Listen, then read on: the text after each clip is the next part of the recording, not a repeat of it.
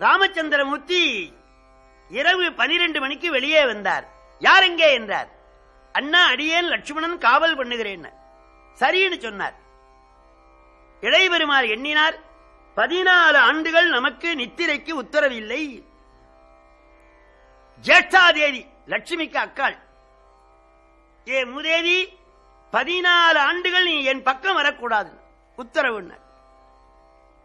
குகப்பெருமான் சுத்தத்தாரோடு சூழ வந்திருந்து ராமனுடைய வரலாறுகளை எல்லாம் கேட்டு அறிந்து கண்ணீர் மல்கி, தம்பியை நோக்கும் நின்ற தலைமகன் தன்னை நோக்கும். இப்படி ஒரு தம்பி உண்டா? இளமையான மனைவியை துறந்து, நாட்டை துறந்து, சுகத்தை மறந்து அண்ணனுக்கு அன்னைக்கு காவல் பண்ணுகின்றானே என்று தம்பியை நோக்கும். பிதாவுடைய வார்த்தைக்காக எல்லாம் துறந்து தர்பை மேல படுத்துக் கொண்டிருக்கிற தலைமகன் தன்னை நோக்கும்.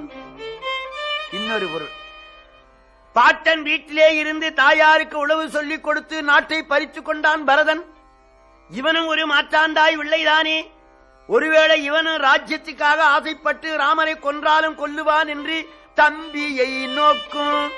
லட்சுமணனை இவன் வாட்சி பண்றானாம். தலைமகன் தன்னை நோக்கும். விடிய விடிய காவல் செய்தார்கள். பொழுது விடிந்தது. குகனே, நான் அக்கறைக்கு போக வேண்டும், ஓடங்கொண்டு வா என்றார். கண்ணீர் வடித்தான். பெருமானே, இங்கே காணும் தரிசனம் தன்னை ரட்சிக்க வேணும். இங்கே காணும் தரிசனம் தன்னை ரட்சிக்க வேணும்.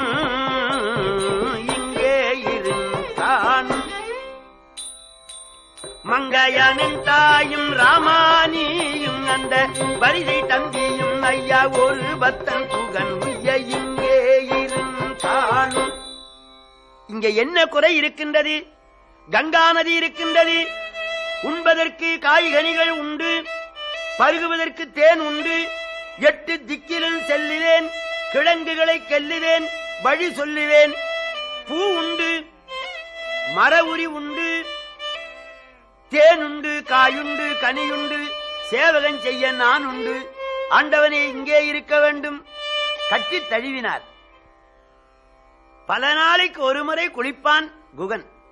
ஆச்சாரமில்லாதவனை கட்டி தழுவி, குகனே, இன்று முதல் தசரத ராஜாவுக்கு 5 குமாரர்கள், ராமன், குகன், பரதன், லட்சுமணன், சத்ருகன். நீ என் தம்பி.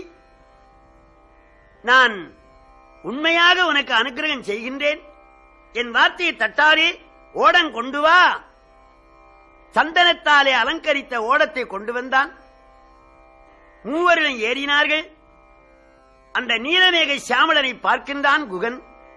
தன்னை மறந்து அவன் கண்கள் குளமாகி ஓடத்தை விடுகின்றான். பூலோக வைகுந்தமாம் அயோத்தி புரிதனிலே அரசு செய்யும் சாலோக சக்கரவர்த்தி தசரதனார் திருமகனார் தட்டாமலே வந்த பட்டாபிஷேகம். தம்பி பரதன் பெற தந்த குணபாகம். கிட்டாத பாகம் அது கங்கை நதி வேகம். கங்கை நதி வேகத்தில் மங்களமநேகம். சிட்டர் புகழ் கோதண்ட ராம வைபோகம்.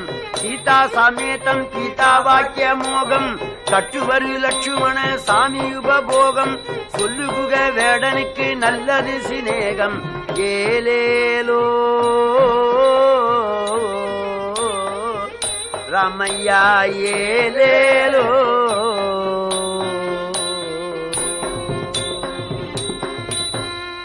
எம்பெருமானுடைய வரலாறுகளை எல்லாம் பாடி கண்ணீர் மல்கி ஓடத்தை விடுத்தான் குகன். அவனுக்கு அனுக்கிரகம் செய்துவிட்டு பகவான் போகின்றார். இருளிலே போகின்றார். ஆண்டவனுடைய திவ்ய மங்கள வடிவத்திலிருந்து மங்கள ஒளி வீசுகிறது. பெரியவர்களுக்கு ஒளி வீசும். அந்த ஒளி எப்படி இருக்குதாம்? ஜெகஜோதியாக இருக்கிறது. அப்பொழுது ஆதித்தன் உதயமானான். ஆதித்தன் ஒளி ராமர் திருமேனி ஒளியிலே மறைந்து விட்டதாம். கம்பர் சொல்றார், வெய்யோ நொளி திருமேனியின் விரிசோதியின் மறையே, வெய்யோ நொளி திருமேனியின் விரிசோதியின் மறையே, பொய்யாமெனும் இடையாளோடும் இளையானோடும் போனான்.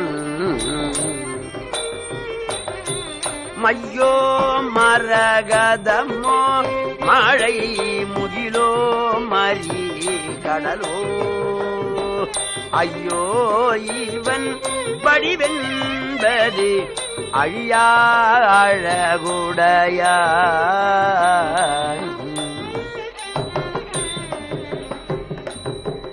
பகவானுடைய திருமேனியின் ஒளியிலே சூரிய ஒளி மறைந்து விட்டது. கம்பநாட்டாழ்வார் திகைக்கின்றார். மேலே தின்பண்டம் வைத்திருந்தது, அம்மா வீட்டிலே இல்லை, குழந்தைக்கு பிரியம். ஒரு ஏனத்தை கவிழ்த்ததன் மேலே ஏறியது.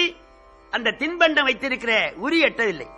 4 ஏனங்களை கவிழ்த்தது, அப்போதும் எட்டவில்லை. ஐயோ என்று விட்டது குழந்தை. அதுபோல பகவானுடைய திருமேனியின் லாவண்யம் மையோ, அது அஞ்சன மையா. ஆனா மையிலே ஒளி இல்லை. அதனாலே மரகதமோ, மரகதத்துக்கு ஒளி உண்டு, குளிர்ச்சி இருக்காது. மழை முகிலோ, மேகமா என்றார். ஆனா மேகம் ஒரு காலத்திலே வெளுத்து போகும். பெருமான் திருமேனி வெளிமை அடையாது.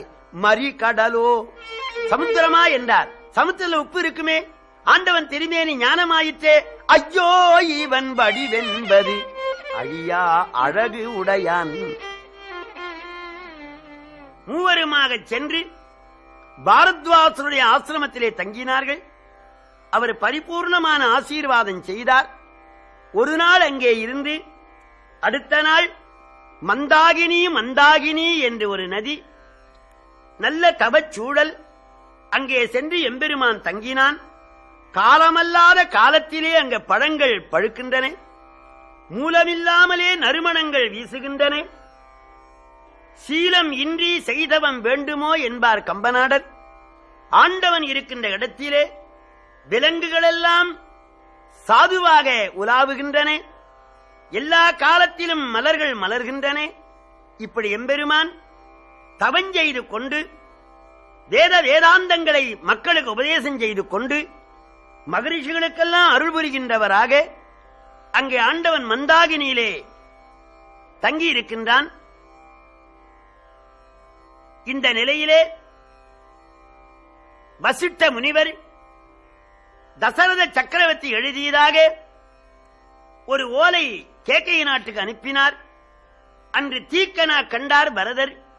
தம்பி சத்ருக்கனா, இப்படி நான் ஒரு நாளும் தீக்கனா கண்டதில்லை. தந்தையார் தலையிலே எண்ணெய் தடவிக்கொண்டு சிவந்த வஸ்திரம் உடுத்துக்கொண்டு தென்திசை போவதாக கனவு கண்டேன். தாய்மார்கள் திருமாங்கல்யங்கள்லாம் அருந்து விழுந்ததாக கனவு கண்டேன். கோவிதார கொடி பற்றி எரிவதாக கனவு கண்டேன். 1000 பேர் ஈட்டி எடுத்து என்னை குத்துவதாக கனவு கண்டேன். தம்பி, நான் எப்போது நல்ல கனவுகள் காண்பேன். கொஞ்சம் பேர் கனவு காண்பார்கள், எங்கோ போவதாக, பணம் கிடைக்கிறதாக, எங்கோ கொண்டு போய் வைப்பதாக. நான் சிறந்த கனவுகளை காண்பேன். இதற்கு என்ன விளையுமோ என்கின்ற பொழுது அயோத்தியிலிருந்து ஓலை வந்தது.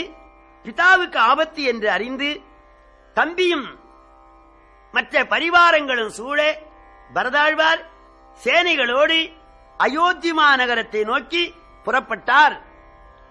பரதாழ்வார் கேக்கைய நாட்டிலே இருந்து புறப்பட்டு தம்பி சத்ருக்கனர் விடுகின்ற தேரிலே வாய்வேக மனோவேகமாக செல்லுகின்றார்.